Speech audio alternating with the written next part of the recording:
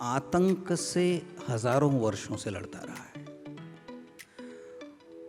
और आतंक से लड़ने की भारत की शुरुआत 712 या 715 जब पहली बार 17 साल के एक लड़के मोहम्मद बिन कासिम ने भारत पर हमला किया था, तब से भारत की लड़ाई शुरू है।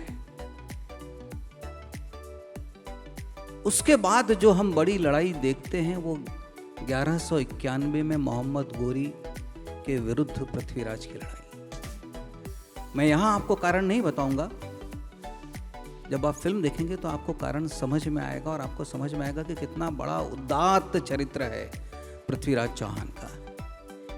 हम सब ये मानते हैं कि संघर्ष या युद्ध का आधार धर्म होता है, पर आप जब देखेंगे तो इसका आधार धर्म भी नहीं है और राजनीति भी नहीं है, कोई और कारण था।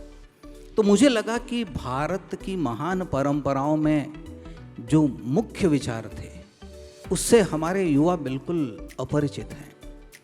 और एक नैरेटिव, मैं ये शब्द इस्तेमाल करता हूँ क्योंकि बार बार इस देश में एक नैरेटिव गढ़ा जाता है और ऐसा लगता है कि भारत के इतिहास का प्रारंभ भारत में मुगलों के आने के बाद हुआ या अंग्रेजों के आने के बाद हुआ। भारत का इतिहास वैदिक काल से प्रारंभ होता है, ऐसी कल्पना, ऐसी धारणा हम लोगों के मनों में नहीं है। जाहिर सी बात है, भविष्य में और भी लोग वैदिक कहानियों पर काम करेंगे, पर मुझे लगा कि यदि मुझे कोई एक कहानी कहनी है चाणक्य के बाद तो मैं किसकी कहानी कहूँ। तो इसमें एक योग भी है कि भारत का पहला ऐतिहासिक सम्राट चंद्रगुप्त मौर्य था और आमतौर पर जो हम मानते हैं कि भारत का अंतिम हिंदू सम्राट पृथ्वीराज चौहान था। किसी भी व्यक्ति को उसके नाम से संबोधित करने में मेरा व्यक्तिगत मानना है कि किसी को चोट नहीं लगनी चाहिए। मैं राम को राम भद्र भी बुलाता हूँ, श्री राम भी बुलाता हूँ, राम भी बुलाता हूँ। तो गुजराती में एक कहावत है, हरि तारा नाम 6000 कोणा नामे लखवी कंकोत्री। मतलब हरि तुम्हारे नाम है 1000, किस नाम से?